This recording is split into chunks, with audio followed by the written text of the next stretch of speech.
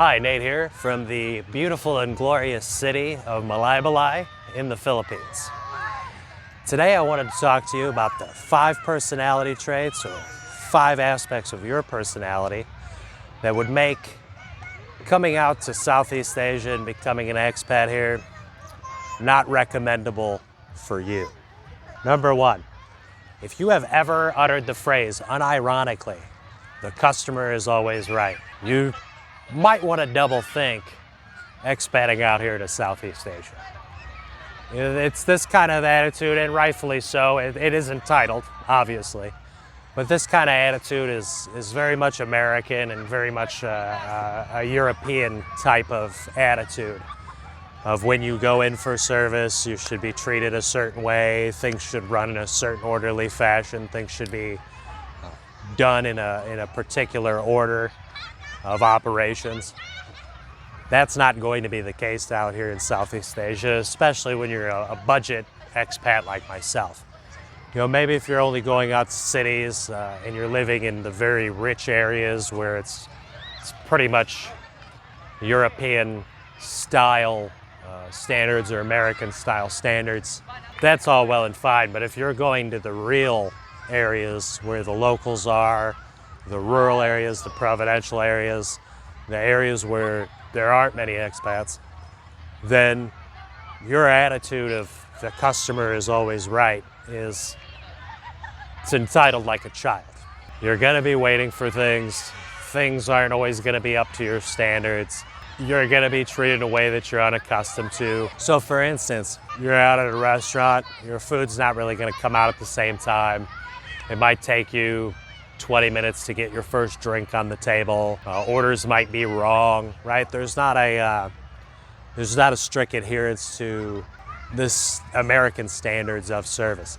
But with that, you're also not tipping really, or very often you're not tipping. And you have to think, if you're wanting to have these kind of high expectations of service standards, well then you can go ahead and stay at home and you can pay 7-8 times what I'm paying here in Southeast Asia, and then you can be treated like a fancy boy. Me, I don't care if I'm a fancy boy. I'll come out here and I'll be treated just like everyone else and to a standard that's all very well and good. It's very well and good. It's just not what you might be accustomed to. So if you have this mentality of because I'm paying money, I'm in the right, Southeast Asia is not going to be a good option for you to expat to. Obviously, with the exception of these major cities and you're paying Western prices or above to get that Western style treatment. That way you can feel like a fancy boy. Quick addendum, I wanted to make sure I threw this in after I watched the initial recording. I don't want to paint a negative light of the service here.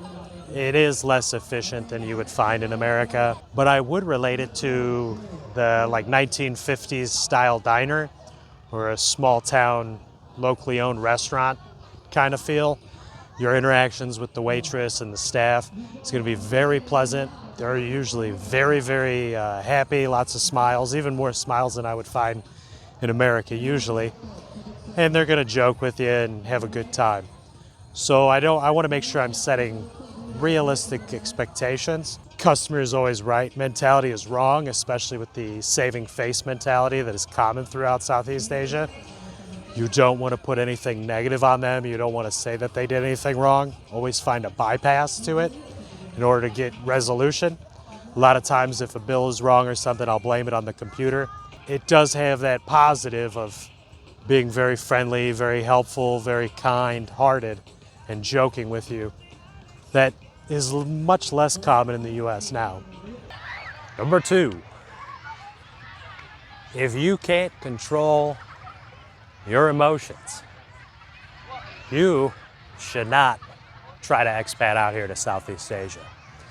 And I'm going to give you some examples because it just does come down to fisticuffs, right? That's part of it. If you show aggression or you verbally threaten other people, you don't belong out here. It's not the right place for you. But also if you raise your voice when you get frustrated, when you get upset, if you're the type of person that gets loud and tries to throw his weight around, then you don't belong out here. It's not part of their culture anywhere throughout here. It's not part of who they are as a people. You show that you're a bad representative of your country. Frankly, you don't belong. And in a lot of these countries, there's not only strict laws against any kind of aggression or violence, physical, but also raising your voice, insulting people, disparaging people, those kind of things. There are laws here, right? You don't have the American free speech laws, right, where you can call somebody a fuddy-duddy, and as long as it doesn't meet the elements of provoking gestures or speeches in a lot of states, which is what a reasonable and prudent person would expect to create physical violence from another. That's the basic boilerplate definition of that law in many states in America. So if you raise your voice, or you have a tendency to insult others, or have any kind of physical aggression, then you don't belong here. And frankly, they don't want you here, and I don't want you here. So don't come expat out here to Southeast Asia if that's you. For number 3, if you are a germaphobe or a neat freak, you're gonna have problems out here in Southeast Asia. So where I'm from, the northern part of the United States, and a lot of I know I have a lot of European audience as well. You're used to a cold climate, a winter season that stops the breeding or the proliferation of insects and rodents. That doesn't happen in a tropical climate, so you pretty much have year-round insects and rodents. So I did a video over here in Cambodia where I showed you them putting the trash in the middle of the road, and then the trash trucks come by and pick it up, and inevitably they leave a bunch of trash behind. Littering is much more common here throughout Southeast Asia, and you'll see people just throwing their trash on the ground, kind of leaving rubbish about. Another thing I know I've talked briefly about is you have to think in a logical perspective of if somebody's making a salary, if they're paying out a salary of $5 to $10 a day, and you're getting your meal for $1 to $3, they can't really afford the cost of bleach or Lysol to be wiping down every table at the end of every meal, to fully fill the mop buckets with the appropriate amount of solution that actually kills the germs. It's just not an affordable business model for somebody who's only charging a few dollars for a meal. It just won't work. Employees that are making a low amount comparative to our expectations aren't going to be as precise or methodical to make sure that they're completing the sanitization regularly and appropriately. Also, your bigger cities in the US, you'll notice, and shoot, I mean, even rurally, they would spray for mosquitoes where I was living in Indiana. But in the cities, you'll see them try to control with chemicals the roaches and the rats, whereas that doesn't happen as much out here. Which, you know, you got your good and your bad. You know, you have the increase in rodents and insects, but on the same note, not everything is covered with chemicals all the time, right? So there's a good and bad with it as well. But if you're the kind of person who needs everything very clean, very sanitized, everything done in the way that you've grown accustomed to in your country as far as cleanliness, hate to break it to you, you're gonna have problems expatting out here to Southeast Asia. So it might be right for you to stay at home. Number 4 is gonna be a big one for my fellow Americans. We grow up very much so with a more individualistic and mind your own business kind of attitude. And that's really great. You know, it's great for our culture, it's great for our people, it's worked out for us. But that's not the culture of Southeast Asia. It's very community-based, very much ran in a manner where you're expected to interact throughout a majority of the day. So if you have that attitude of you would just want to walk and mind your own business and not speak to random strangers, then you're going to have issues here, and you're going to be a bad representative of America by coming here and expatting to Southeast Asia.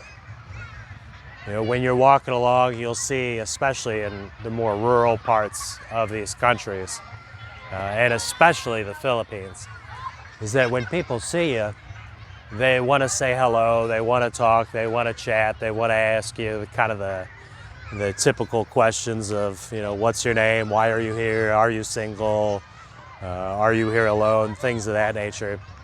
And a lot of it is based around community. You know, are you single? They're asking that because they want you to be married, they want you to have friends, so they're going to facilitate that.